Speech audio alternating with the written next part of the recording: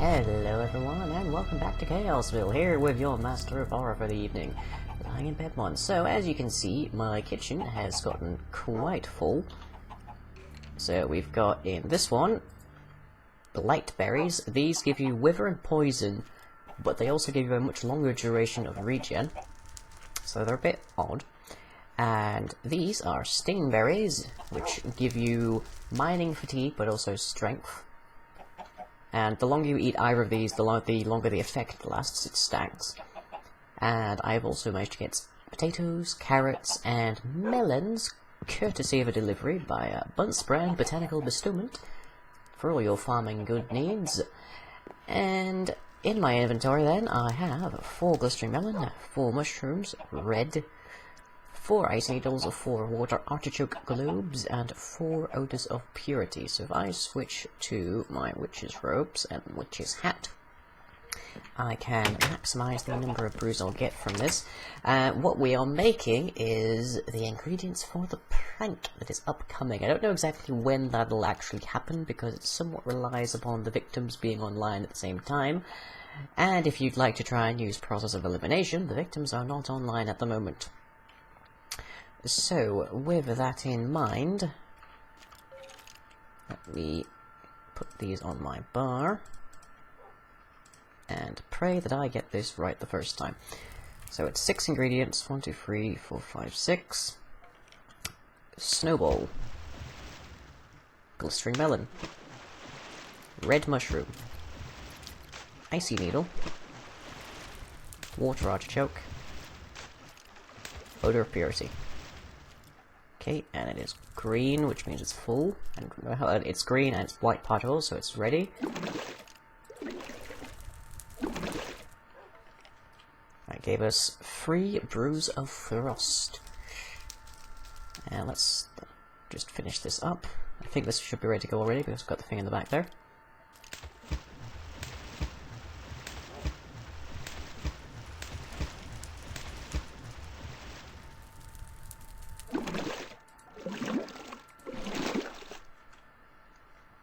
Here's another 3. It's only about a 70% chance to get a bonus brew in total from having these, but it is still pretty good to have.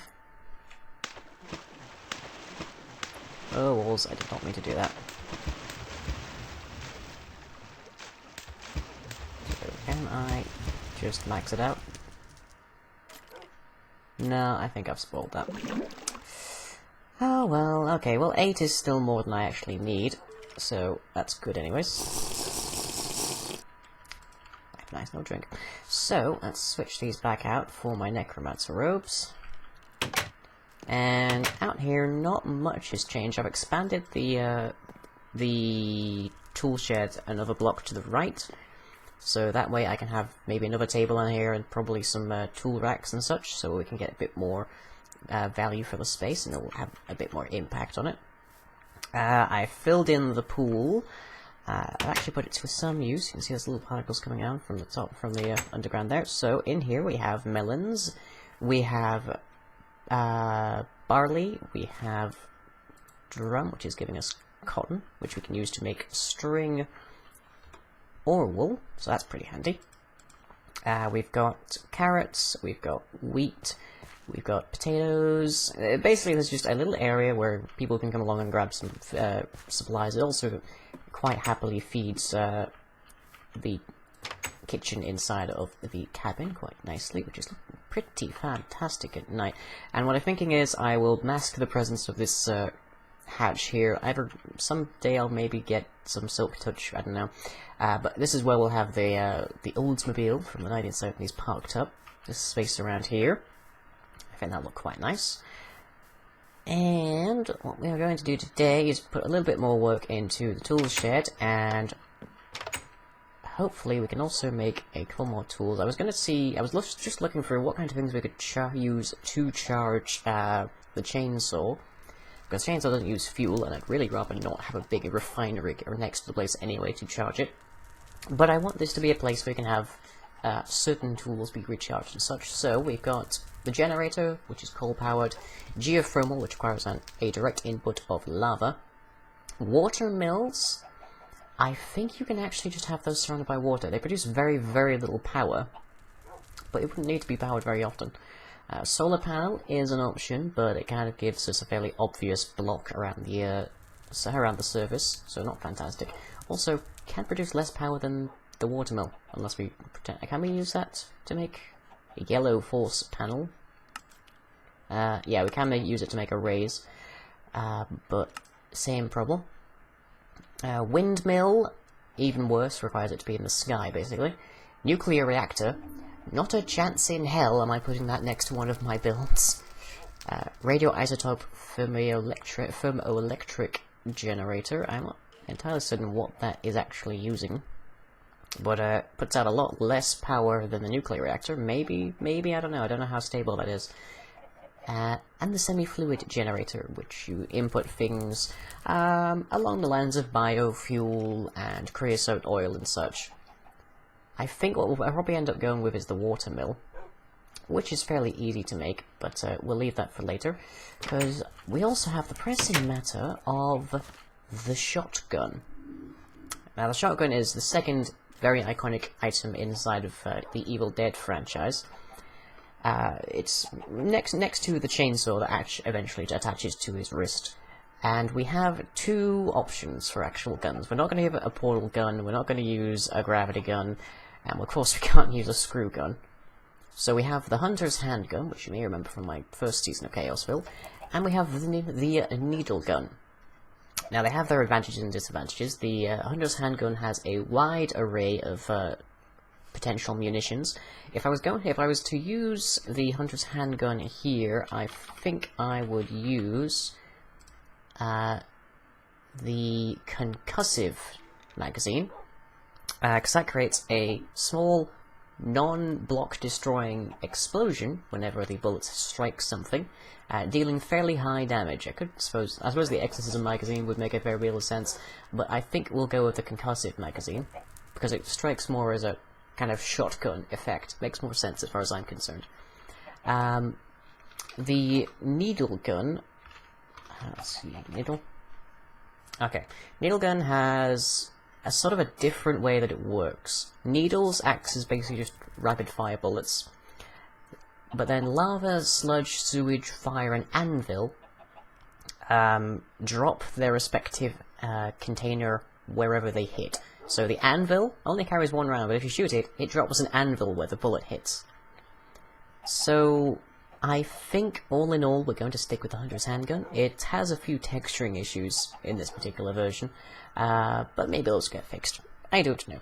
So, to make the Hunter's handgun, we are going to need hammer assembly, hammer assembly, hammer assembly. So, fairly straightforward. 6 iron, a magma cream, and 2 ender pearls for the barrel. So let's just grab that. 3 and 2 ender pearls. These grow really slowly, but I've been fairly I've been paying a fair bit of attention to them. And let's just grab it from there. Oh, of course, because this is in block form. Okay, so that's 1 hammer assembly.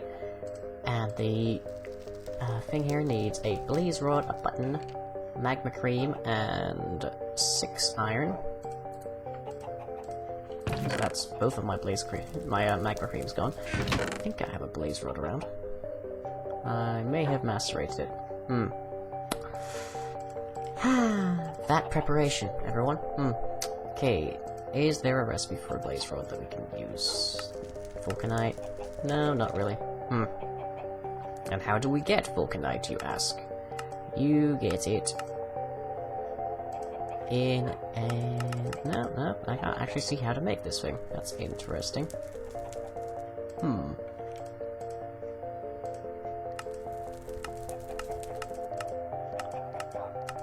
Induction smelter, Vulcanite ore. Ah, there we are, it's from the Nether.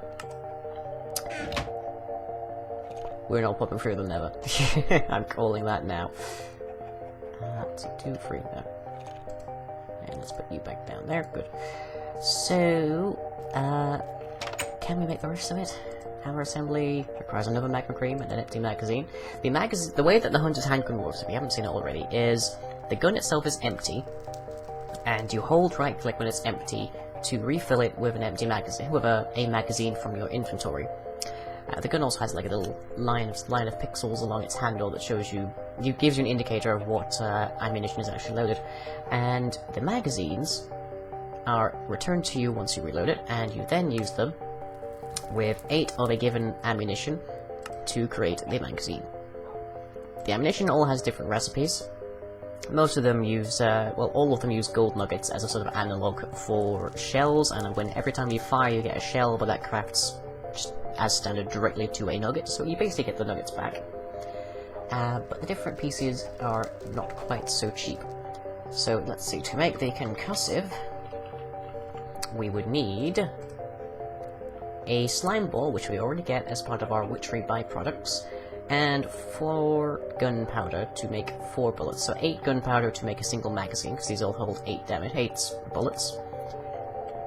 So that's all fairly straightforward, and you get half of the ingredients back, so it's more just the gunpowder and the slime that you have to worry about. And the gunpowder you can get back by using it, so I think that's fairly straightforward and helpful.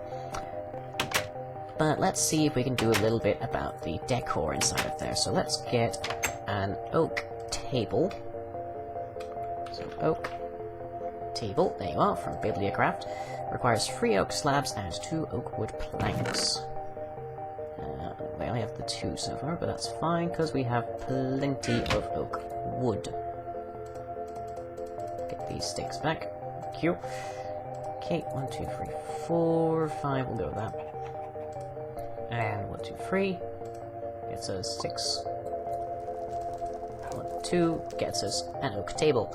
Let's see, the interior space of the shed is a 3x3 now, so let's take 6 of these. And put that back. Okay, there's 3. And... there, because I know this is going to try and delete things, like it did my golden chalk that one time. Okay, so 4, 5, 6, oak table. Let's go plonk these in there, and where did I put our chainsaw? I put our chainsaw here. There you are. Haven't upgraded it, haven't changed over to a force thing yet, but that is on the cards. And we might actually change over one of these tables for a charging bench, assuming those exist in here. Not so much. We have the charge pads, but it doesn't really make much sense to have one of those. Industrial grafter from Gindustry. I don't think I've seen those. Or is it grafter from Forestry? Must just be the electric equivalent. But yeah, it doesn't look like we have the charge stations, so we may have to have like a bat box or something in here that the power supply is just feeding into. Also need to change over this floor to something a bit more appropriate. But let's, for the time being.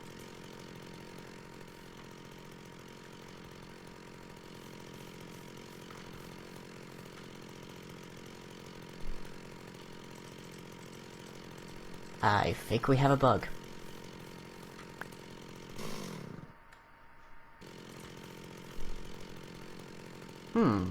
That's curious.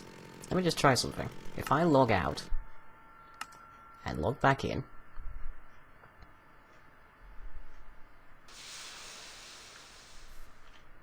that is interesting. That's an interesting bug. Okay, so the sound that plays from the chainsaw keeps playing when you put it into a table, even if you change away or rearrange your inventory entirely, until you relog. That's curious. Oh, and that sound you heard was all of my rituals around here kicking back in. Okay, so now we need some tool racks like we have here. We might actually move at least this one over to the tool shed, because it kind of, with the stuff that's in it, it makes a bit more sense. So let's make those out of spruce, because they have a nice contrast. And to make the tool racks, we need a bit of iron and a lot of slabs. Oh, I'm already carrying iron, aren't I, from our endeavour to attempt to make the gun. Okay, so I'll pop into the nether between episodes and I'll see about getting that. Okay, so need 8 of them. And a bit of iron to make that. Plug that there. Okay, so that gets us 2 tool racks. So if we hurry on back over to the shed, we can plunk these in place. Okay, now already this is looking mildly claustrophobic, but that's perfect, that's fine.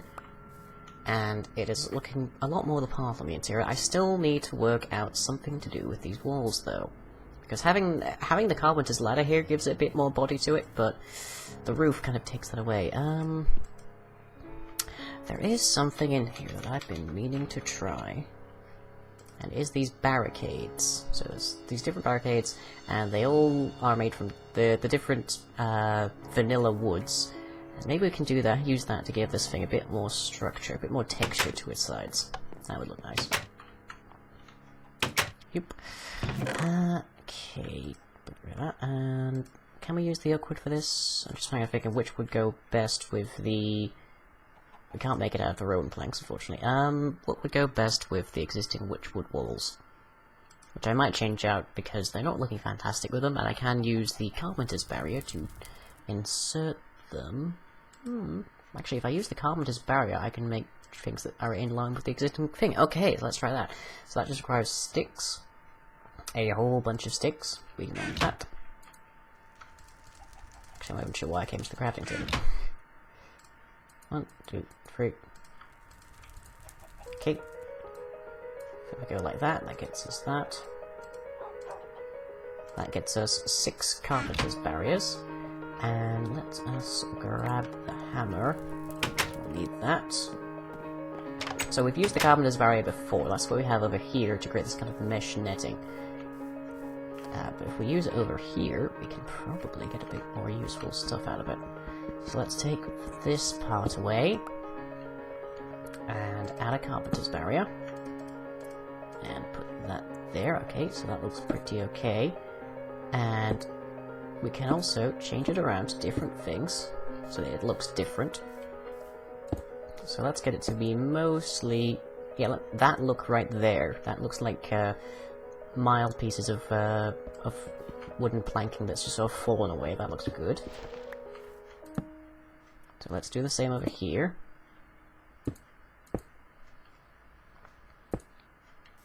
Yeah, we can give it more texture that way as well, just make it be the wall texture. That's pretty good. Okay, so that's starting to look better already, just by virtue of the fact that it's no longer this perfect square. I want to put more tool racks up there, so let's go with one of the corner pieces, get that a bit more shape.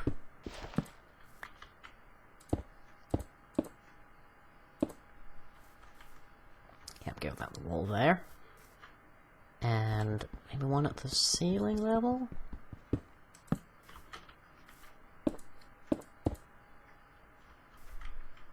I also want to build the whole thing out of these now, actually.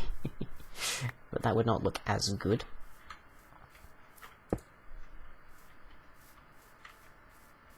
Okay, and one around about here. Actually, let's take the 2 down from here. Well, not that one, or that one. We can't put them there because that's where the ladder is.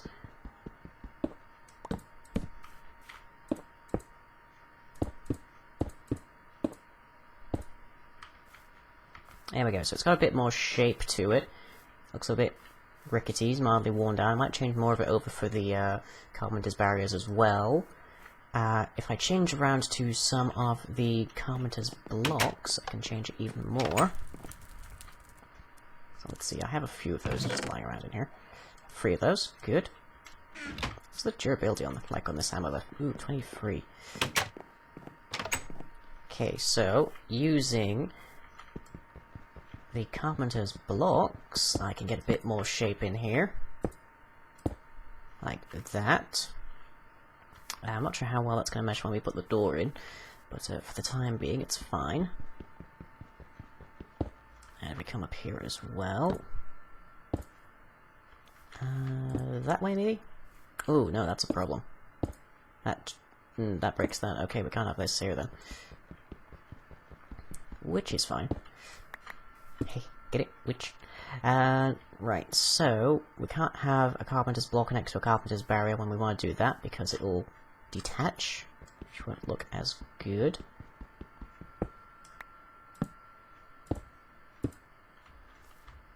And let's go that way. Okay, so it looks a bit funky now, but I'm just kind of getting an idea of how to make this look a bit more run down. A bit less actually, like, collected. But that looks like a good start. Next time, I'll probably replace this back one with some kind of battery box so we can charge up the chainsaw, and I'll have all the ingredients ready for the hunter's handgun, and I can show you off a bit of what the concussive magazine does. But that shall come with the next episode, so I shall catch you all next time. If you enjoyed this video, be sure to leave a like and or a favourite, follow me on Twitter, and subscribe to be notified of future updates. You can also check out the website where most other content is uploaded. That's all for now, catch you later.